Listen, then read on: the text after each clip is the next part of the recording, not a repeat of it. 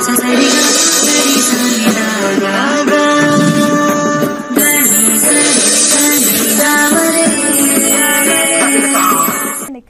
ಮಾಹಿತಿಯನ್ನು ನೀಡುವ ಪಂಡಿತ ದಿನೇಶ್ ಗುರೂಜಿ ಅವರು ಇವತ್ತು ಕಾರ್ಯಕ್ರಮದಲ್ಲಿದ್ದಾರೆ. ಅವರನ್ನ ಕಾರ್ಯಕ್ರಮಕ್ಕೆ ಸ್ವಾಗತ ಮಾಡೋಣ. ಗುರೂಜಿ ನಮಸ್ತೆ, ಕಾರ್ಯಕ್ರಮಕ್ಕೆ ಸ್ವಾಗತ. ಓಂ ಶ್ರೀ ಗುರುಭ್ಯೋ ನಮಃ. ಹರಿ ಓಂ. ಓಂ ಗ್ರಾಂ ಗ್ರೀಂ ಗ್ರೌಂ ಸಹ ಗುರುವೇ ನಮಃ. ಓಂ ನಮೋ ಭಗವತೆ ವಾಸುದೇವಾಯ. ಓಂ ನಮೋ ನಾರಾಯಣಾಯ. ನಮಸ್ಕಾರ. ಇನ್ನು ಕೆಲವೇ ದಿನಗಳಲ್ಲಿದೆ ಫ್ರೀ ಕ್ಲಾಸಸ್ಗೆ. 26ನೇ ತಾರೀಕು ಫ್ರೀ ಕ್ಲಾಸಸ್ ಇರೋದು. ಸೊ ಒಂದು ಎಲ್ಲ ಟ್ರೈ ಮಾಡ್ಬೋದು. ಫ್ರೀ ಕ್ಲಾಸಸ್ ಆಗಿರೋದ್ರಿಂದ ಹೆಚ್ಚು ಯೋಚನೆ ಮಾಡೋ ಅವಶ್ಯಕತೆ ಇರಲ್ಲ. ಆ್ಯಂಡ್ ಡಿಸೆಂಬರ್ 1ನೇ ತಾರೀಕಿಂದ ಕ್ಲಾಸಸ್ಗಳು ಶುರು ಆಗುತ್ತೆ. 15 ದಿನದಲ್ಲಿ ನೀವು ಜ್ಯೋತಿಷ್ಯವನ್ನು ಕಲಿಬೋದು. ಅದು ಕೂಡ ಕೇವಲ 6,999 ರೂಪಾಯಿಗೆ. ನೀವು ಮಾತ್ರ ಅಲ್ಲ, ಇಡೀ ನಿಮ್ಮ ಕುಟುಂಬ ಸಮೇತದಲ್ಲಿ ನಿಮ್ಮ ಮನೇಲೇ ಕೂತು ಕಲಿಬೋದು. ನಾವು ಪ್ರತಿದಿನ ಕಾರ್ಯಕ್ರಮದಲ್ಲೂ ಹೇಳ್ತೀವಿ ಜ್ಯೋತಿಷ್ಯ ಎಷ್ಟು ಇಂಪಾರ್ಟೆಂಟ್ ಇದೆ, ನಿಮಗೆ ಹೇಗೆಲ್ಲ ಉಪಯೋಗ ಆಗುತ್ತೆ ಅಂತ. ಆ್ಯಂಡ್ ವೀಕ್ಷಕರು ಕೂಡ ಪ್ರತಿ ಸರಿ ನಮಗೆ ಕಾಲ್ ಮಾಡಿದಾಗ ಅವ್ರ ಒಂದೊಂದು ಪ್ರಶ್ನೆಗಳಿಗೂ ಕೂಡ ಅಷ್ಟು ನಿಖರವಾಗಿ ಉತ್ತರ ಕೊಡೋದ್ರಲ್ಲೇ ಗೊತ್ತಾಗುತ್ತೆ. ಆ್ಯಂಡ್ ಸೇಮ್ ಇನ್ಸಿಡೆಂಟ್ ನಿಮ್ಮ ಲೈಫ್ಗಳಲ್ಲೂ ಆಗುತ್ತೆ. ನಿಮ್ಮ ಲೈಫ್ಗಳಿಗೂ ಆ ಕ್ವಶನಿಗೆ ನಿಮಗೆ ಕೂಡ ಉತ್ತರ ಬೇಕಾಗಿರುತ್ತೆ. ಸೊ ಹಾಗಾಗಿ ನೀವೇ ಜ್ಯೋತಿಷ್ಯವನ್ನು ಕಲಿತ್ರೆ ನಿಮ್ಮ ಪ್ರತಿ ಹಂತದಲ್ಲೂ ನಿಮ್ಮ ಪ್ರಶ್ನೆಗಳಿಗೆ ನೀವೇ ಉತ್ತರವನ್ನು ಕಂಡುಕೊಳ್ಬೋದು. ಒಂದು ಒಳ್ಳೆ ಸುವರ್ಣಾವಕಾಶ ಅಂತಲೇ ಹೇಳ್ಬೋದು. ಈ 26ನೇ ತಾರೀಕು ಫ್ರೀ ಕ್ಲಾಸ್ಗೆ ಜಾಯ್ನ್ ಆಗಿ ಅದಾದಮೇಲೆ 1ನೇ ತಾರೀಕು ನೀವು ಕ್ಲಾಸಸ್ಗಳಿಗೆ ಜಾಯ್ನ್ ಆಗ್ಬೋದು.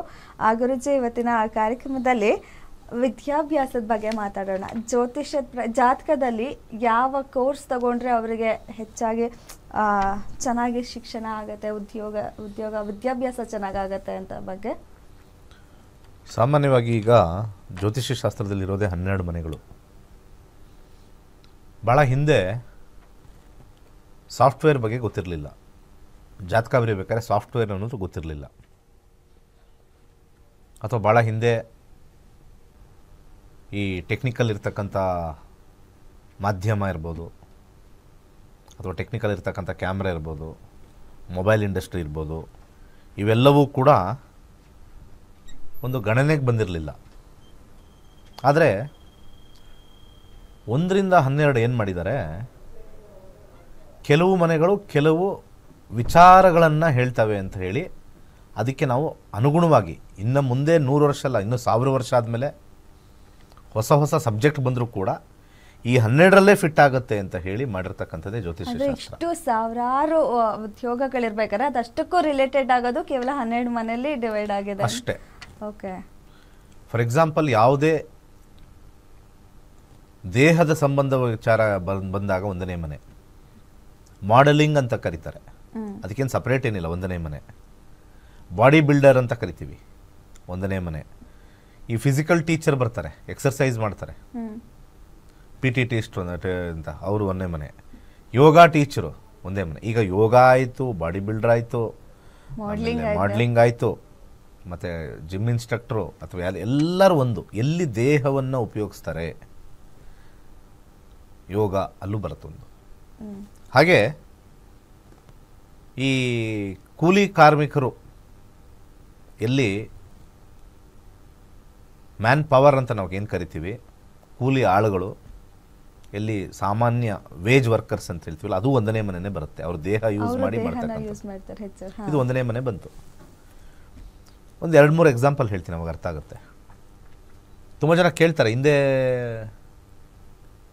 ಇಷ್ಟೊಂದು ಹೊಸ ಕೆಲಸಗಳಿರಲಿಲ್ಲ, ಈಗ ಹೊಸದು ಬಂದಿದೆ, ಅದು ಹೇಗೆ, ಆ ಕಾಲದಲ್ಲಿ ಸಾಫ್ಟ್ವೇರ್ ಇತ್ತಾ, ಅದು ಹೆಂಗೆ ಹೇಳೋರು?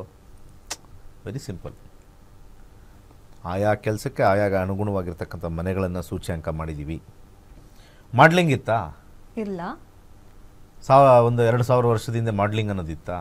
ಗೊತ್ತಿಲ್ಲ. ಇರ್ಬೋದೇನೋ, ಹಳೆಬೀಡು ಬೇಲೂರು ನೋಡ್ರಿ, ಅದು ಹೌದು.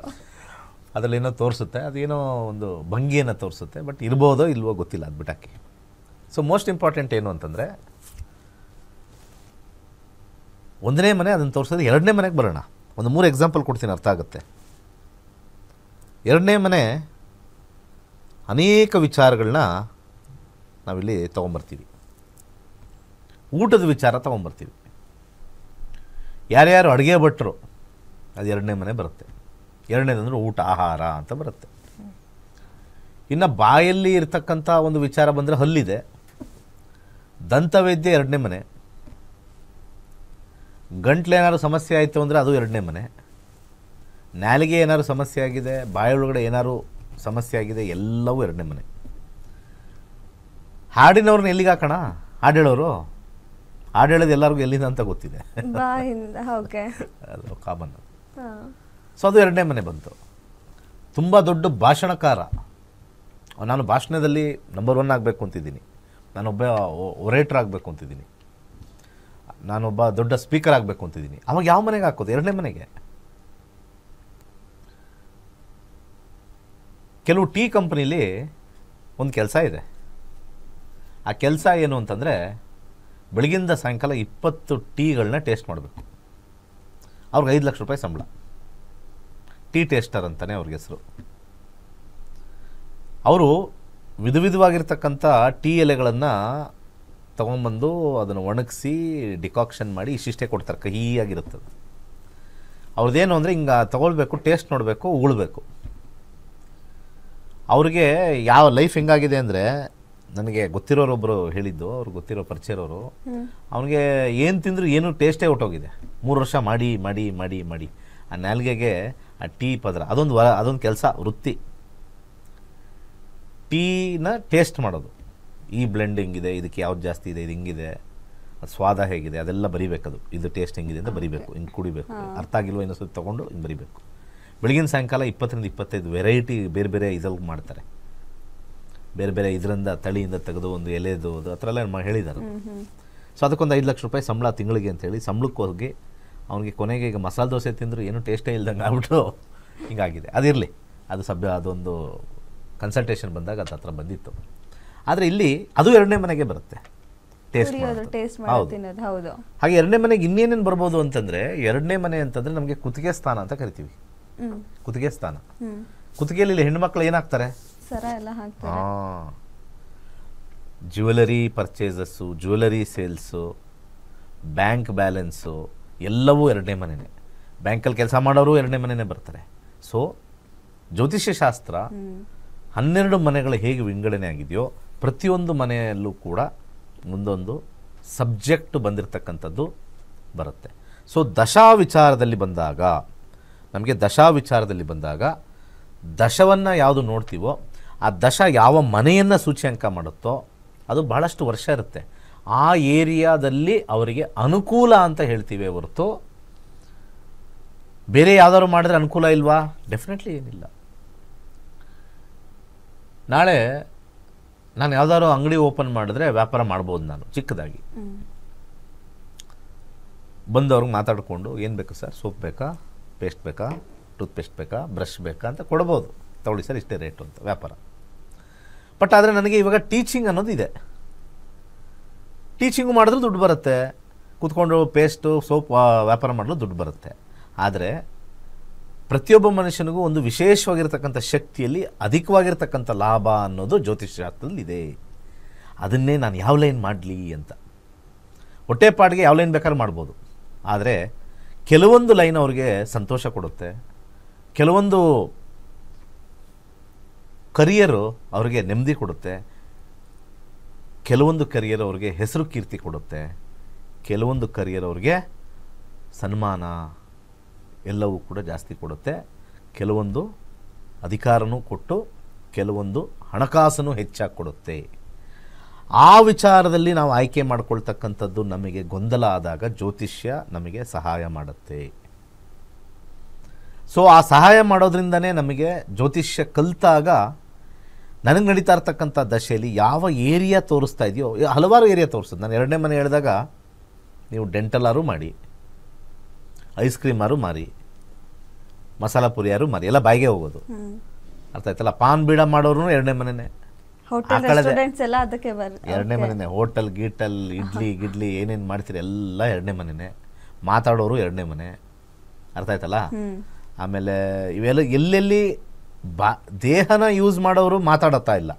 ನಾನು ಮಾಡ್ಲಿಂಗ್ ಹೇಳಿದ್ರೆ ಅಲ್ಲಿ ಎಲ್ಲಿ ಮಾತಾಡೋದು ಜಾಸ್ತಿ ಇದೆ. ಬಾಡಿ ಬಿಲ್ಡರ್ಗೆ ಏನು ಮಾತಾಡೋದಿದೆ? ಬಾಡಿ ಬಿಲ್ಡರ್ಗೆ ಯಾರು ಆಡ್ ಹೇಳಿ ಅಂತಾರ? ಬಾಡಿ ಚೆನ್ನಾಗಿ ಬಿಲ್ಡ್ ಮಾಡಿದಾನ, ಮಜಲ್ ಇದೆಯಾ, ಅದೇನೋ 6 ಪ್ಯಾಕು 7 ಪ್ಯಾಕು 8 ಪ್ಯಾಕ್ ಅಂತ ಹೇಳ್ತಾರಲ್ಲ, ಆ ಪ್ಯಾಕ್ಗಳೆಲ್ಲ ಇದೆಯಾ ಅಂತ ನೋಡಿ ಅವನಿಗೆ ಅವಾರ್ಡ್ ಕೊಡ್ತಾರೆ. ಮಾತು ಅವನಿಗೆ ಪ್ಯಾಕ್ ನೋಡಲ್ವಲ್ಲ, ಸೂಪರಾಗಿ ಹಾಡು ಹೇಳ್ತಾನೆ ಅಂದರೆ ನೀನು ಸಿಕ್ಸ್ ಪ್ಯಾಕ್ ತೋರ್ಸಪ್ಪ, ಹಾಡೇನೋ ಚೆನ್ನಾಗಿ ಹೇಳಿದೆ, ನೀನು ಸಿಕ್ಸ್ ಪ್ಯಾಕ್ ತೋರಿಸು ಅಂತಾರ? No, it changes. ಎರಡನೇ ಮನೆ ಬರುತ್ತೆ. ಸೊ ಆ ವಿಚಾರದಲ್ಲಿ ಜ್ಯೋತಿಷ್ಯ ಶಾಸ್ತ್ರದಲ್ಲಿ ನಮ್ಮ ಮಕ್ಕಳಿಗೆ ಯಾವ ಕ್ಷೇತ್ರದಲ್ಲಿ ಹೋದರೆ ಒಳ್ಳೆಯದು, ಯಾವ ಲೈನಲ್ಲಿ ಹೋದರೆ ಒಳ್ಳೆಯದು, ಇವನು ಈ ಥರ ಲೈನ್ ತೊಗೊಂಡಿದ್ದಾನೆ, ಕೆಲಸ ಸಿಗ್ತಾ ಇಲ್ಲ, ಇಂಟ್ರೆಸ್ಟ್ ಇಲ್ಲ ಅಂತಾನೆ ಅಂದಾಗ ಅಲ್ಲಿ ದಶಾ ಕೆಲವೊಂದು ಮನೆಗಳನ್ನು ಸೂಚ್ಯಾಂಕವಾಗಿ ಕೊಟ್ಟಿರುತ್ತೆ. ಇದ್ರ ಜೊತೆಗೆ 1 ರಿಂದ 12 ಕೆಲಸ ತೋರಿಸುತ್ತೆ ಅಂತ ಹೇಳಿದ್ನಲ್ಲ, ಕೆಲವು ಮನೆಗಳಿದೆ ಏನು ಕೆಲಸ ಮಾಡಬಾರ್ದು ಅಂತಲೇ ಇರ್ತದೆ. ಅದು ಎಸ್ಪೆಷಲಿ 5ನೇ ಮನೆ. 5ನೇ ಮನೆ ಒಂಥರ ವಿಚಿತ್ರ ಮನೆ. ಅದು ಯಾರ್ಯಾರಿಗೆ 5ನೇ ಮನೆ ದಶಾದಲ್ಲಿ ನಡೀತಾ ಇರುತ್ತೋ ಸುಮ್ಮನೆ ಮನೇಲಿ ಕೂತ್ಕೊಂಡಿರೋಣ, ರೂಮಲ್ಲಿ ಕೂತ್ಕೊಂಡಿರೋಣ, 11:30-12 ಗಂಟೆ ಮೇಲೆ ಎದ್ದೋಳೋಣ, ಹಾಗೆ ಬರೀ ಇಂಟರ್ನೆಟ್ ಮಾಡ್ತಾ ಕೂತ್ಕೊಂಡಿರೋಣ, ಇಂಟರ್ನೆಟ್ಟಲ್ಲಿ ಏನೇನಿದೆ ಎಲ್ಲ ಹುಡುಕ್ತಾ ಇರೋಣ, ರಾತ್ರಿ 1 ಗಂಟೆವರೆಗೂ ನೋಡ್ತಾನೇ ಇರೋಣ, ಬಾಕ್ಲಾಕೊಂಡು ಮನೇಲಿರೋರ್ನೆಲ್ಲ ರೇಗ್ತಾ ಇರೋಣ, ನೆಮ್ಮದಿಯಾಗಿ ಮಲ್ಕೊಳ್ಳೋಣ. ಹುಟ್ಟು ಸೋಂಬೇರಿಯ ಕಾಂಬಿನೇಷನ್ 5. ಯಾರ್ಯಾರು ನಿಮ್ಮ ಮನೇಲಿ ರಾತ್ರಿ ಎಲ್ಲ ಎದಿರ್ತಾರೆ, ನಿಮ್ಮ ಮಕ್ಕಳು ಇಂಟರ್ನೆಟ್ ಹುಡುಕ್ತಾ ಇರ್ತಾರೆ, ಅರ್ಥ ಆಯ್ತಾ? ಅದ್ರ ಜೊತೆಗೆ ಬೆಳಿಗ್ಗೆ 11 ಗಂಟೆಗೆ ಎದ್ದೊಳೋದು, ಕುಂಭಕರ್ಣನ ಥರ ತಿನ್ನೋದು, ಮಲ್ಕೊಳ್ಳೋದು ತಿನ್ನೋದು, ಮನೇಲಿರೋರ್ನೆಲ್ಲ ನೀವೆಲ್ಲ ನಾಲಾಯಕ್ ಅನ್ನೋದು, ನೀವೇನು ನಂಗೆ ಮಾಡಿಲ್ಲ ಅಂತಕ್ಕಂಥದ್ದು, ಇದೆಲ್ಲ 5ನೇ ಮನೆ, 8ನೇ ಮನೆ ಹೆಚ್ಚಾಗಿ ಬರುತ್ತೆ. ಅದ್ರ ಜೊತೆ 12ನೇ ಮನೆ. 5, 8, 12 ದೀಸ್ 3 ಕಾಂಬಿನೇಷನ್. ಇದೊಂಥರ ಡಬಲ್ ಎಜ್ ಸೋರ್ಡ್ ಇದ್ದಂಗೆ. ಡಬಲ್ ಎಜ್ ಸೋರ್ಡ್ ಅಂದರೆ ಈ ಥರ ಸೋರ್ಡ್ ಇರುತ್ತೆ, ಒಂದು ಕಟ್ಟಿಗೆನೂ ಕಟ್ ಮಾಡುತ್ತೆ, ಸ್ವಲ್ಪ ಏನಾರು ಹೊಡೆದ್ರೆ ನಮಗೂ ಹೊಡೆಯುತ್ತೆ. ಡಬಲ್ ಎಜ್ ಸೋರ್ಡ್ ಅಂತ ಕರೀತಾರೆ. ಸೊ ಆ ಥರ ಡಬಲ್ ಎಜ್ ಸೋರ್ಡ್ ಹೌಸಸ್ ಇದೆ. ಕೊಟ್ಟರೆ ಮಾತ್ರ ಟಾಪ್ ಕೊಟ್ಬಿಡುತ್ತೆ, ಇದರ ವರ್ಸ್ಟ್ ಕೊಟ್ಬಿಡುತ್ತೆ ಕೆಳಗಡೆ. ಆ ಥರ ಮನೆಗಳು ಇದ್ದಾವೆ. ಸೊ ವಿಶ್ಲೇಷಣೆ ಮೇಲೆ ನಾವು ಹೋಗಬೇಕಾಗುತ್ತೆ. 5th ಹೌಸ್ ಬಂದಿದ ತಕ್ಷಣ ಇವರು ಸಾಫ್ಟ್ವೇರ್ ಮಾಡ್ತಾರೆ, ಅದು ಮಾಡ್ತಾರೆ, ಇದು ಮಾಡ್ತಾರೆ ಅಂತ ಹೇಳೋದಲ್ಲ. 5th ಹೌಸ್ ಸಾಫ್ಟ್ವೇರ್ ಕೊಟ್ಟರು ಕೂಡ, ಅತ್ಯಂತ ಎತ್ತರಕ್ಕೆ ಕೊಟ್ಟರು ಕೂಡ, ಅತ್ಯಂತ ಟೆಕ್ನಿಕಲ್ ಸೈಡಲ್ಲಿ ಟಾಪ್ ಪರ್ಫಾರ್ಮರ್ಸ್ ಲೈಕ್ ಟೆಸ್ಟರ್ ಇರ್ಬೋದು, ಅಥವಾ ವೆಬ್ ಡೆವಲಪರ್ ಇರ್ಬೋದು, ಆ್ಯಪ್ ಡೆವಲಪರ್ ಇರ್ಬೋದು, ಸೂಪರಾಗಿರೋ ಆ್ಯಪ್ ಎಲ್ಲ ಡೆವಲಪ್ ಮಾಡಿ 5th ಹೌಸ್ ಬರುತ್ತೆ. ಅದೇ ಬುದ್ಧಿ ದಡ್ಡನಾಗಿ, ಒಂಥರ ಸೋಂಬೇರಿಯಾಗಿ, ಲೆಥಾರ್ಜಿ, ಲೇಜಿಯಾಗಿ ಕುತ್ಕೊಂಡು ದಬ್ಬಾಳಿಕೆ ಮಾಡ್ಕೊಂಡು ಕುತ್ಕೊಳ್ತಕ್ಕಂಥದ್ದು 5ನೇ ಮನೆ, 8ನೇ ಮನೆ, 12ನೇ ಮನೆ. ಈ ರೀತಿ ಜ್ಯೋತಿಷ್ಯ ಶಾಸ್ತ್ರದಲ್ಲಿ ಗುರುಜಿ ಈಗ ದಶಾ ನೋಡ್ಬೋದು. ಯಾವ ಟೈಮಲ್ಲಿ ಈಗ ಮಕ್ಕಳು ಸ್ಕೂಲಿಗೆ ಸೇರಿದಾಗ ಆ ಟೈಮಲ್ಲ, ಅಥವಾ ಮಿಡಲ್ ಎಜುಕೇಶನ್ ಬಂದಾಗ, ಅಥವಾ ಕಾಲೇಜ್ ಟೈಮಲ್ಲ, ಯಾವ ಟೈಮಲ್ಲಿ ಇದನ್ನ ನೋಡ್ಬೇಕಾಗಿರುತ್ತೆ ಅಂತ? ಈಗ ಎಲ್ಲವೂ ಓದೋ ಟೈಮಲ್ಲೇ ನೋಡಬೇಕು. ಎಲ್ಲವೂ ಓದೋ ಟೈಮಲ್ಲೇ ಅಲ್ವಾ? 22ನೇ ವಯಸ್ಸವರೆಗೂ ಏನು ದಶ ನಡೆಯುತ್ತೋ ಆ ದಶದ ಪ್ರಕಾರ ನಮಗೆ ಫಲವನ್ನು ಕೊಡುತ್ತೆ. ಈ ಕಾಂಪೌಂಡರ್ ಹೇಳ್ದಂಗೆ 4ನೇ ಮನೆಯಲ್ಲಿ ರಾಹು ಇದೆ, ಸರಿಯಾಗಿ ಓದಲ್ಲ, ಈ ರೀತಿಯಾಗಿರ್ತಕ್ಕಂಥ ಮಹಿಳೆಯರು, ಮನೇಲಿರ್ತಕ್ಕಂಥ ಮಹಿಳೆಯರು ಹೋಗಿ ಹುಚ್ಚರಾಗಿದ್ದಾರೆ. ನೀವೆಲ್ಲ ಹುಚ್ಚರಾಗಿದ್ದೀರಿ, ನೀವು ಪಕ್ಕಾ ಹುಚ್ಚರಾಗಿದ್ದೀರಿ. ಕುಂಡಲಿ ತಗೊಳ್ಳೋದು, ನನ್ನ ಮಗನ ನೋಡೋದು, ಇವನು ಏನು ಓದ್ತಾನೆ ಅಂತ ಹೇಳಿದ್ರೆ 4ನೇ ಮನೇಲಿ ಗುರು ಇದೆ, ಚೆನ್ನಾಗಿ ಓದ್ತಾನೆ, ಕಂಪ್ಲೀಟ್ ಹುಚ್ಚರು ನೀವು. ಕುಂಡಲಿಲಿರ್ತಕ್ಕಂಥ ಗ್ರಹಗಳು ಯಾವುದೇ ರೀತಿ ನಿಮಗೆ ಪ್ರಮೋಟ್ ಮಾಡಲ್ಲ, ಅರ್ಥ ಮಾಡ್ಕೊಳ್ಳಿ. ಯಾವ ದಶೆ ನಡೀತಾ ಇದೆ ಆ ದಶೆಯ ನಕ್ಷತ್ರ ಮತ್ತು ಉಪನಕ್ಷತ್ರದಿಂದ ಮಾತ್ರ ನಿಮ್ಮ ಮಗನ ಅಥವಾ ಮಗಳ ಒಂದು ವೈಖರಿ, ವಿದ್ಯಾಭ್ಯಾಸದ ವೈಖರಿ ನೋಡ್ಬೋದು. ಅದು ಬಿಟ್ಟು ಯಾವುದೇ ಕಾರಣಕ್ಕೂ ಈ ಕಾಂಪೌಂಡರ್ಗಳು ಹೇಳ್ತಕ್ಕಂಥದ್ದು, ಈ ದೇವಸ್ಥಾನದಲ್ಲಿ 10 ಗಂಟೆ 11 ಗಂಟೆ ಮೇಲೆ ಪಂಚಾಂಗ ತಿರುವಾಕಿ ಗುರುಗ್ರಹ ಒಳ್ಳೆಯವನು, ಬುಧಗ್ರಹ ಒಳ್ಳೆಯವನು, ಶುಕ್ರಗ್ರಹ ಒಳ್ಳೆಯವನು ಅಂತ ಹೇಳ್ತಕ್ಕಂಥ 3rd class astrology ಕಲ್ತಕ್ಕಂಥವ್ರು, 3rd class ಅಂತಲೇ ಹೇಳ್ತೀನಿ. 1st ಕ್ಲಾಸಲ್ಲಿ ಓದಿದರೆ ಆಗಲ್ಲ. ಅದು 3rd ಕ್ಲಾಸ್ ಅಸ್ಟ್ರಾಲಜಿ ಓದಿರ್ತಕ್ಕಂಥವ್ರ ಹತ್ರ ನೀವುಗಳು ಹೋಗಿ ಜ್ಯೋತಿಷ್ಯ ಕೇಳ್ತಾ ಇದ್ದೀರ ಅಂದರೆ, ಆಪರೇಷನ್ನೇ ಬರದೇ ಇರತಕ್ಕಂಥ ಡಾಕ್ಟ್ರ್ ಹತ್ರ ಹೋಗಿ ಆಪರೇಷನ್ ಮಾಡಿಸ್ಕೊಳ್ತಾ ಇರ್ತಕ್ಕಂಥದ್ದೇ ನೀವು ಹೋಗಿ 50 ರೂಪಾಯಿ ಇಟ್ಬಿಟ್ಟು ಅವ್ನ ವೇಷ ನೋಡಿ, ಅವ್ನ ದೇವಸ್ಥಾನದ ಅರ್ಚಕ, ಅವನಿಗೆಲ್ಲ ಗೊತ್ತಿರುತ್ತೆ ಅಂಥೇಳಿ. ದೇವಸ್ಥಾನದಲ್ಲಿ ಮಾಡ್ತಕ್ಕಂಥ ಪೂಜೆ ಪುನಸ್ಕಾರಗಳೇ ಬೇರೆ, ಜ್ಯೋತಿಷ್ಯದಲ್ಲಿ ಬರ್ತಕ್ಕಂಥ ವಿಶ್ಲೇಷಣೆನೇ ಬೇರೆ. ಅವರು ಸರ್ಟಿಫಿಕೇಷನ್ ತಗೊಂಡಿರಬೇಕು, ಅವ್ರಿಗೆ ದಶಾಭುಕ್ತಿ ಮೇಲೆ ಹೇಳಿದ್ರೆ ಮಾತ್ರ ಅವ್ರು ಅಸ್ಟ್ರಾಲಜರು. ನಿಮಗೆ 4ನೇ ಮನೇಲಿ ಅವ್ನು ಕೂತಿದ್ದಾನೆ, 7ನೇ ಮನೇಲಿ ಇವನು, ಅದು ಯಾರು ಮನೇಲಿ ಅವನು ಕೂತಿದ್ದಾನೆ ಇವನು ಕೂತಿದ್ದಾನೆ ಅಂತ ಹೇಳಿದ್ರೆ 3rd ಕ್ಲಾಸ್ ಅಸ್ಟ್ರಾಲಜಿ ಓದಿದ್ದಾರೆ. ಬರೆದಿಟ್ಕೊಳ್ಳಿ. ಅವನು ಏನಾದರೂ ನಿಮ್ಮ ಗ್ರಹದಲ್ಲಿ 7ನೇ ಮನೇಲಿ ಶನಿ ಇದ್ದಾನೆ, ಅದಕ್ಕೆ ಮದುವೆ ಡಿಲೇ, 100% 3rd ಲೆವೆಲ್ ಗ್ರೇಡ್ ಅದು ಅಸ್ಟ್ರಾಲಜಿ. ಫಸ್ಟ್ ಲೆವೆಲ್ ಯಾವಾಗಲೂ ಯಾರೇ ದಶಾದಲ್ಲಿ ಮಾತಾಡಲಿ, somebody who talks dasha bhukti are in the top order.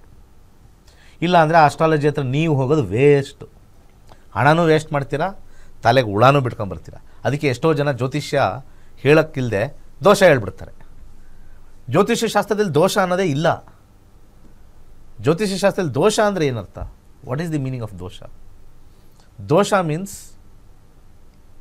ಏನೋ ಒಂದು ಗ್ರಹ ಸಮಸ್ಯೆ ಇದೆ, ಆ ಗ್ರಹ ಸಮಸ್ಯೆ ನಮಗೆ ಪೂಜೆ ಮಾಡಿದ್ರೆ ಅದು ಮಾಡಿದ್ರೆ ಇದು ಮಾಡಿದ್ರೆ ಹೋಗುತ್ತೆ ಅಂದರೆ 75% ಆಫ್ ದಿ ಪೀಪಲ್ ಪೂಜೆ ಮಾಡಿಸೋರ್ದು ಹೋಗಿಲ್ಲ. ಹಾಗಿದ್ರೆ ದೋಷಕ್ಕೆ ಅರ್ಥ ಏನು? ದೋಷದ ಅರ್ಥ ಏನಾಯಿತು? ವೆನ್ ವಿ ಡೂ ಪೂಜಾ, ದುಡ್ಡು ಕೊಟ್ಟು ಹೋಗ್ಸಂಗಿದ್ದಿದ್ರೆ ಒಂದು 50 ಕೊಲೆ ಮಾಡಿ ದುಡ್ಡು ಕೊಟ್ಟು ಪೂಜೆ ಮಾಡಿಸಿದ್ರೆ ನಮ್ಮ ಕರ್ಮ ಓಟೋಯ್ತು. ನನಗೆ ಯಾರೋ 50 ಜನ ಎಲ್ಲ ಮನುಷ್ಯನಿಗೂ ಒಬ್ರಲ್ಲ ಒಬ್ಬರು ಆಗಲ್ಲ. ಭಗವಂತ ಒಂದು ಚಾನ್ಸ್ ಕೊಟ್ಟರೆ, ಒಂದು ಪಿಸ್ತೂಲ್ ಕೊಟ್ಟರೆ, ಒಂದು 50 ಜನ ಇದೆ ನನ್ನ ಹತ್ರ, ಅವ್ರು ಕಂಡ್ರೆ ಆಗಲ್ಲ, ಶೂಟ್ ಮಾಡಿಬಿಡ್ತೀನಿ. ಶೂಟ್ ಮಾಡಿಬಿಟ್ಟು ಅಲ್ಲಿ ಬಿಸಾಕ್ಬಿಟ್ಟು ಕೈ ತೊಳ್ಕೊಂಡು ಫುಲ್ಲು ಒಂದು 2 ಲಕ್ಷ ಖರ್ಚುಬಿಟ್ಟು ಜೋರಾಗಿ ಹೋಮ ಮಾಡಿಸ್ಬಿಟ್ರೆ ಫುಲ್ ಪರಿಹಾರ. ಕರ್ಮನ ಬದಲಾಯಿಸೋಕ್ಕಾಗಲ್ಲ. We cannot change the fate. ಆ ಫೇಟ್ ಯಾವಾಗ ಮುಗಿಯುತ್ತೆ ಅಂತ ನೋಡ್ಕೊಳ್ಳೋದೇ ದಶ, ಯಾವಾಗ ಒಳ್ಳೆ ಟೈಮ್ ಬರುತ್ತೆ ಅಂತ ನೋಡ್ಕೊಳ್ಳೋದೇ ದಶ. ಸುಮ್ಮನೆ ಹುಚ್ಚರ ಥರ ಓಡೋಗೋ ಬದಲು ಜ್ಯೋತಿಷ್ಯ ಕಲಿತು ನಿಜವಾಗ್ಲೂ ದೇವರನ್ನ ಬೇಡ್ತಕ್ಕಂಥ ಅಥವಾ ಗ್ರಹಗಳನ್ನ ಬೇಡ್ತಕ್ಕಂಥ ಒಂದು ವಿಚಾರಗಳನ್ನ ನಾವು ಜ್ಯೋತಿಷ್ಯದಲ್ಲಿ ಕಂಡುಹಿಡಿಬೋದು. ಸುಮ್ಮನೆ 4ನೇ ಮನೇಲಿ ಅವ್ನು ಕೂತಿದ್ದಾನೆ, 7ನೇ ಮನೇಲಿ ಇವ್ರು ಕೂತಿದ್ದಾನೆ, ಅದು 3rd ಕ್ಲಾಸ್ ಅಸ್ಟ್ರಾಲಜಿ ಕಲ್ತಿರೋದು ಅಷ್ಟೇ. ಅಂದ್ರೆ ಪರಿಹಾರ ಅನ್ನೋದೇ ಇಲ್ಲ. ಪರಿಹಾರ ಇದೆ, ಇಲ್ಲ ಇಲ್ಲ ಪರಿಹಾರ ಅಂತ ಹೇಳ್ತಾ ಇಲ್ಲ ನಾನು. ಸುಮ್ಮನೆ ಜಾತಕ ನೋಡಿ ಓದ್ತಾ ಇಲ್ಲ ಅಂದ ತಕ್ಷಣ 4ನೇ ಮನೇಲಿ ಕೇತು ಇದ್ರೆ ಕೇತು ಸರಿ ಇಲ್ಲ, ಕೇತು ಶಾಂತಿ ಮಾಡಿ ಅಂತ 4ನೇ ಮನೆ ಹೇಳ್ತಾ ಇರ್ತಾನೆ. ಅವನಿಗೆ ನಡೀತಾ ಇರ್ತಕ್ಕಂಥ ದಶ ಚಂದ್ರ ದಶ, ಚಂದ್ರ 8ನೇ ಮನೇಲಿ ಕೂತಿರ್ತಾನೆ. ಇವರು 4ನೇ ಮನೇಲಿರ್ತಕ್ಕಂಥ ಕೇತುಗೆ ಶಾಂತಿ ಮಾಡ್ತಾ ಇರ್ತಾರೆ ಹೊರತು 8ನೇ ಮನೇಲಿ ಚಂದ್ರ ಅವನಿಗೆ ಸ್ವಲ್ಪ ವ್ಯಸನಗಳಿಗೆ ಒಳಗಾಗಿರ್ತಾನೆ, ಕೆಟ್ಟ ಜನರ ಸಂಬಂಧದಲ್ಲಿ ಇರ್ತಾನೆ, ಸ್ವಲ್ಪ ಸಿಗರೇಟ್ ಸೇದೋದು ಅದು ಸೇದೋದು 8ನೇ ಮನೇಲಿ ಚಂದ್ರ ಇದ್ದಾಗ ಆ ರೀತಿ ಇರ್ತಕ್ಕಂಥವ್ರು ಇವರು ಚಂದ್ರನಿಗೆ ದಶಾ ನೋಡಿ ಶಾಂತಿ ಮಾಡೋದು, ಶಾಂತಿ ಮಾಡಲು ಆಗಲ್ಲ. ಗುರುಜಿ ಒಂದು ಬ್ರೇಕ್ ತಗೊಂಡು ಮಾತಾಡೋಣ. ಕಾರ್ಯಕ್ರಮ ಮುಂದುವರಿಯುತ್ತೆ ಒಂದು ಪುಟ್ಟ ವಿರಾಮ ಆದ್ಮೇಲೆ. ಕಾರ್ಯಕ್ರಮಕ್ಕೆ ಮತ್ತೊಮ್ಮೆ ಸ್ವಾಗತ. ಗುರುಜಿ, ಈಗ ನೀವು ಹೇಳಿದ್ರಿ ಈ ಮನೆಗಳಲ್ಲಿ ಅವರು ಯಾವ ವಿದ್ಯಾಭ್ಯಾಸ ಮಾಡಿದ್ರೆ ಅವರಿಗೆ ಹೆಚ್ಚು ಚೆನ್ನಾಗಿ ಓದ್ತಾರೆ ಅನ್ನೋದನ್ನ ತಿಳಿಸ್ಕೊಡ್ರಿ ಅಂತ. ಕೆಲವರು ಪೇರೆಂಟ್ಸ್ ಇದನ್ನ ಫಾಲೋ ಮಾಡ್ತಾರೆ. ಅದೇ ಆ ಮಕ್ಕಳಿಗೆ ಅದ್ರ ಬಗ್ಗೆ ಹೇಳಿದಾಗ ಓದೋದು ನಾನು, ಜಾತಕದಲ್ಲಿರೋದು ಆ ರೀತಿ ಅಲ್ಲ ಅನ್ನೋ ಒಂದು ಈ ರೀತಿ ಮಾತು ಹೇಳ್ತಾರೆ. ಅವ್ರಿಗೇನು ಹೇಳ್ತೀರಾ ಗುರುಜಿ? ಅಂದರೆ ಆ ರೀತಿ ಹೇಳೋದಕ್ಕೆ. ಎಲ್ಲರ ಮಕ್ಕಳು ಒಂದು ಸ್ಕೂಲಲ್ಲಿ ಒಂದು ಕ್ಲಾಸಲ್ಲಿ ಎಲ್ಲರೂ ಓದ್ತಾರೆ. ಯಾಕೆ ಕೆಲವ್ರಿಗೆ ಒಂದು ಸಬ್ಜೆಕ್ಟ್ ಮಾತ್ರ ಫೇವರ್ ಆಗುತ್ತೆ? ಈಗ ನಾನು ಕೂತಿದ್ದೀನಿ, ನೀವು ನಮ್ಮ ಸ್ಟೂಡೆಂಟು, ಕ್ಲಾಸ್ ಸ್ಟೂಡೆಂಟು, ನನ್ನ ಇದು ಕ್ಲಾಸ್ಮೇಟು. ನನಗೆ ಮ್ಯಾಥಮೆಟಿಕ್ಸ್ ತುಂಬ ಇಷ್ಟ, ನಿಮಗೆ ಮ್ಯಾಥಮೆಟಿಕ್ಸ್ನ ಯಪ್ಪ ಅದು ತಲೆನೋವು, ತಲೆ ಮೆದುಳು ತಲೆಯೊಳಗಿರ್ತಕ್ಕಂಥ ಏನು ಸ್ಟ್ರಕ್ಚರ್ ಎಲ್ಲ ನಮ್ಮದು ನಿಮ್ಮದು ಏನು ಚೇಂಜಸ್ ಏನಿಲ್ವಲ್ಲ. ಮತ್ತು ನನಗೆ ಯಾಕೆ ಮ್ಯಾಥಮೆಟಿಕ್ಸ್ ಇಷ್ಟ ಆಗ್ತಾಯಿದೆ, ನಿಮಗೆ ಯಾಕೆ ಮ್ಯಾಥಮೆಟಿಕ್ಸ್ ಇಷ್ಟ ಆಗ್ತಾ ಇಲ್ಲ ಕೇಳ್ಬೋದಲ್ಲ. ಇನ್ನೊಬ್ರಿಗೆ ಯಾರಿಗೂ ಬಯಾಲಜಿ ಅಂದರೆ ಭಾಳ ಇಷ್ಟ. ತುಂಬ ಜನ ಹೇಳ್ತಾರೆ ನಂಗೆ ಬಯಾಲಜಿ ಅಂದರೆ ತುಂಬ ಪಂಚಪ್ರಾಣ ಅಂತ. ಫಿಸಿಕ್ಸಾ ಯಪ್ಪ ಅಂತಾರೆ, ಕೆಮಿಸ್ಟ್ರಿನಾ ಅಯ್ಯಪ್ಪ ಅಂತಾರೆ. ಮತ್ತು ಇದು ಯಾಕೆ ಬರ್ತಾ ಇದೆ? ಸೇಮ್ ಕ್ಲಾಸು, ಸೇಮ್ ಟೀಚರು, ಕೂತಿರ್ತಕ್ಕಂಥ 40ರಿಂದ 50 ಜನ ಸ್ಟೂಡೆಂಟ್ಸ್ ಒಳಗಡೆ ಇರ್ತಕ್ಕಂಥ ಮೆದುಳು ಡಿಸೈನ್ ಒಂದೇ, ಮೆದುಳೊಳಗಿರ್ತಕ್ಕಂಥ ಭಾವನೆಗಳು ಯಾಕೆ ಬೇರೆ? ಕರೆಕ್ಟಾ? ಹೌದು. ಮತ್ತೆ ಇಷ್ಟೇ ಭಾವನೆ. ಈ ಭಾವನೆನ ನಾವು ಇಂಗ್ಲೀಷಲ್ಲಿ ಪ್ಯಾಷನ್ ಅಂತ ಕರಿತೀವಿ. ಅದನ್ನೇ ಎಷ್ಟೋ ಜನ ವಾಟ್ ಈಸ್ ಯುವರ್ ಪ್ಯಾಷನ್ ಅಂದರೆ, I want to become a model, I want to become a engineer, I want to become a doctor, I want to become XYZ. Passion ಅನ್ನೋದು ಕರ್ಮಸಿದ್ಧಾಂತದಿಂದ ಹುಟ್ಕೊಳ್ಳೋದು. ಹುಟ್ಟಿದ ತಕ್ಷಣವೇ ಸಚಿನ್ ತೆಂಡೂಲ್ಕರ್ ಕ್ರಿಕೆಟರ್ ಆಗಬೇಕು ಅಂತ ಹೇಳಿಲ್ಲ, ಅಲ್ಲಿಗೆ ಎಳ್ಕೊಂಡು ಹೋಯ್ತು. ಅವರ ಜಾತಕದಲ್ಲಿರ್ತಕ್ಕಂಥ ಕೆಲವು ಕರ್ಮಗಳು ಅಲ್ಲಿ ಎಳ್ಕೊಂಡು ಹೋಯ್ತು. ಅವ್ರ ಅಪ್ಪ ಏನೋ ಕ್ರಿಕೆಟ್ ಪ್ಲೇಯರ್ ಆಗಿದ್ರಾ? ಅವ್ರ ಅಮ್ಮನೂ ಕ್ರಿಕೆಟ್ ಪ್ಲೇಯರ್ ಇಲ್ಲ, ಅವ್ರ ತಾತನೂ ಇಲ್ಲ, ಯಾರೂ ಇಲ್ಲ. ಅವ್ರದ್ದು ಹಿಸ್ಟ್ರಿ ನೋಡಿದ್ರೆ, ಸಚಿನ್ ತೆಂಡೂಲ್ಕರ್ ಅವ್ರ ಹಿಸ್ಟ್ರಿ ನೋಡಿದ್ರೆ ಹಿಂದ್ಗಡೆ ನಾವು ಬ್ಯಾಟೇ ಹಿಡಿದಿಲ್ಲ ಅಂತಾರೆ. ಕೇಳಿ, ಬ್ಯಾಟ್ ಅಂದರೆ ಗೊತ್ತಿಲ್ಲ, ನಮ್ಮ ಮನೇಲಿ ಬ್ಯಾಟು ಬಾಲ್ ಒಂದು ಕಡೆನೂ ಇರಲಿಲ್ಲ, ಬಟ್ ಆದರೆ ಇವನಿಗೆ ಬಂದ್ಬಿಡ್ತು. ಈಗ ಅದೇ ಅವ್ರ ಮಗ ಹುಟ್ಟಿದಾನೆ, ಹಣಬಲದಿಂದನೋ ಇನ್ನೊಂದು ಬಲದಿಂದನೋ ಪುಷ್ ಮಾಡ್ತಾ ಇದ್ದಾರೆ. ಏನು ಸ್ಟ್ರೈಕ್ ಹೊಡಿತಾ ಇಲ್ಲ, ಹಿಟ್ಟು ಹೊಡಿತಾ ಇಲ್ಲ, ರನ್ಔಟು ಆಗ್ತಾ ಇಲ್ಲ, ಔಟು ಆಗ್ತಾ ಇಲ್ಲ. ಈ ಕಡೆ ಔಟು ಇಲ್ಲ, ನಾಟ್ ಔಟು ಇಲ್ಲ, ಗೆಟ್ ಔಟು ಇಲ್ಲ. ಹೇಗೆ ಮತ್ತೆ ಬಂತದು? ಆಲೋಚನೆ ಮಾಡಿ. ಎಲ್ಲೋ rarest of the rare case. ಅಪ್ಪನೂ ಒಳ್ಳೆ ಕ್ರಿಕೆಟರು, ಮಗನೂ ಒಳ್ಳೆ ಕ್ರಿಕೆಟರು, ಅದು ಕರ್ಮ ಸಿದ್ಧಾಂತದಲ್ಲಿ ಸ್ವಲ್ಪ ಅಲ್ಲಲ್ಲಿ ಬರುತ್ತೆ. Not every one. ಯಾವುದೇ ತಗೊಳ್ಳಿ, ಅವ್ರ ಮಕ್ಕಳು ಅದು ಬಂದಿಲ್ಲ. ಎಕ್ಸಾಂಪಲ್ ಪ್ರಕಾಶ್ ಪಡುಕೋಣೆ ಅಂತ ಗೊತ್ತಾ? ಇದು ಪ್ಲೇಯರು. ಆದರೆ ಅವ್ರ ಮಗಳು ಆ ಲೈನಲ್ಲಿ ಬರ್ದಲೆ ಫಿಲಮ್ ಲೈನಲ್ಲಿ ಬಂದ್ಬಿಟ್ರು. Deepika Padukone famous shuttle player. ಅವ್ರ ಅಪ್ಪನೂ ಫೇಮಸ್ಸು, ಮಗಳೂ ಫೇಮಸ್ ಇವಾಗ. ಆದರೆ ಬೇರೆ ಬೇರೆ ಪ್ಯಾಷನಲ್ಲಿ ಫೇಮಸ್. ಅರ್ಥ ಮಾಡ್ಕೊಳ್ಳಿ, ಬೇರೆ ಬೇರೆ ಪ್ಯಾಷನಲ್ಲಿ ಫ್ಯಾಷನಲ್ಲಿ ಫೇಮಸ್. ಈ ರೀತಿಯಾಗಿರ್ತಕ್ಕಂಥ ಪ್ಯಾಷನ್ನು ಜಾತಕದಲ್ಲಿ ಮಾತ್ರ ಬರುತ್ತೆ. ಇದನ್ನು ಅರ್ಥ ಮಾಡ್ಕೋಬೇಕು. ಎಷ್ಟೋ ಜನರದ್ದು ನಾವು ನೋಡಿದ್ದೀವಿ. Very rarest of the rare ಕೇಸಲ್ಲಿ ಅಪ್ಪನೂ ಗ್ರೇಟು, ಮಗನೂ ಗ್ರೇಟು ಅನ್ನೋದು ತುಂಬ ಕಮ್ಮಿ. ಅಂಥದ್ದನ್ನು ನಾವು ಏನಾದ್ರು ಈಗ ಸದ್ಯಕ್ಕೆ ನಾವು ನೋಡಬೇಕು ಅಂತಂದರೆ ಧೀರುಭಾಯ್ ಅಂಬಾನಿ ಬಿಟ್ಟರೆ ಅವ್ರ ಮಗ ಆಗಿರ್ತಕ್ಕಂಥ ಮುಖೇಶ್ ಅಂಬಾನಿ ಮಾತ್ರ ಸ್ವಲ್ಪ ಅವ್ರ ಜಾತಕಗಳು ಸಿಮಿಲರ್ ಸೀಕ್ವೆನ್ಸಲ್ಲಿ ಬಂದಿದೆ. ಬಟ್ ಅನಿಲ್ ಅಂಬಾನಿಗೆ ಬರಲಿಲ್ವಲ್ಲ. ಇವತ್ತು ಅನಿಲ್ ಅಂಬಾನಿ ಅವರ ಆಡಿಟರ್ಸು ಅರೆಸ್ಟಲ್ಲಿ ಹೋಗ್ತಾ ಇದ್ದಾರೆ, ಯಾಕಂದರೆ ಬಿಸ್ನೆಸ್ಸಲ್ಲಿ ಏನೋ ಆಗಿದೆ ಅಂತ. ಯಾವುದೇನೇ ಮಾಡಿದ್ರೂ ಕೂಡ ಟೈಮ್ ಚೆನ್ನಾಗಿ ನಡೀತಾ ಇರಬೇಕಾದ್ರೆ ಯಾರು ನಿಮ್ಮನ್ನು ಮುಟ್ಟಲ್ಲ.